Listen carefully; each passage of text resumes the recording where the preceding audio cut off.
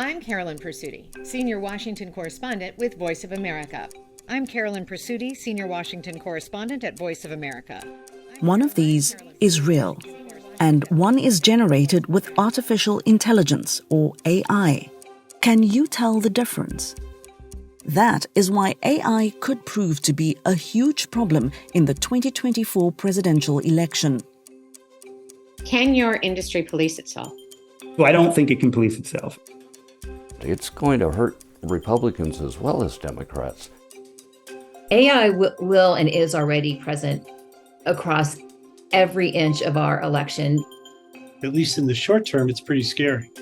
Stephen Brill is the co-CEO of NewsGuard, which tracks misinformation and AI on news sites.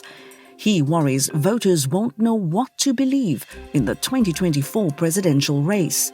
Remember this Access Hollywood tape that surfaced a month before the 2016 presidential election? In it, then Republican candidate Donald Trump made lewd comments about women. Today, if that surfaced, he could easily say, that audio is a fake, and people would be inclined to believe it because there is so much audio out there and video and text that is fake because we're in the age of generative AI. So far, no candidate we spoke to has an active way to detect AI used against them. In June 2023, a website backing Republican presidential candidate Ron DeSantis used 3 AI-generated photos of former President Trump hugging and kissing Dr. Anthony Fauci, the chief medical advisor to the president during the COVID-19 pandemic, who became unpopular among many conservative voters. Susan Gonzalez is the founder of AI literacy group AI and You and predicts candidates will target independents, new voters, and those who aren't AI savvy. Maybe I believe something that was an AI-generated, fake, completely false commercial, for example, and it sways my vote. I've just lost my essential right to vote because it's not based on accurate information. So unfortunately, in this election, there are no guardrails, there's no regulation, there are no consequences. Security analysts say AI-generated political advertising could swing close races.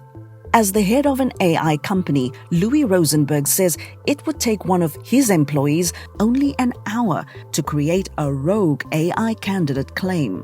He says the federal government has a responsibility to regulate large AI companies, but because they allow third-party developers through an API, an application developer interface, to embed these tools into other websites, other applications.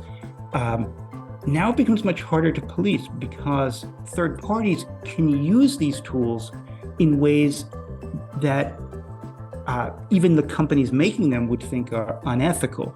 President Joe Biden issued an executive order demanding that new systems have watermarking on AI-generated material. MIT's David Rand predicts that will lead to what he calls banner blindness. My concern is that if you label as AI-generated, everything that's AI-generated, regardless of whether it's misleading or not, people essentially are going to stop really paying attention to it. It's going to become like, this causes cancer labels, which are on like everything, and just nobody takes it seriously. The U.S. Federal Election Commission enforces campaign finance laws. The commission is being petitioned by the advocacy group Public Citizen to restrict the use of AI in political campaigning as fraudulent misrepresentation. A lot of voters are already quite skeptical about elections. And if we end up, facing all this misinformation in the upcoming election, it's going to compound that skepticism. And if Americans lose faith in elections, we're going to lose democracy in the end. The Election Commission has yet to rule on this petition, but it denied a similar request from Public Citizen a few months ago. Facebook owner Meta is barring political campaigns and advertisers from using generative AI content on its platform. Google, which owns YouTube, says it will require users who post realistic AI-generated content to clearly disclose that it contains altered or synthetic material. Most experts do not have faith that Facebook or Google will police their rules. They won't enforce it, or they won't be able to enforce it, or some combination of both, but I think it's going to be meaningless. Remember our question at the beginning of the report? This is the real video.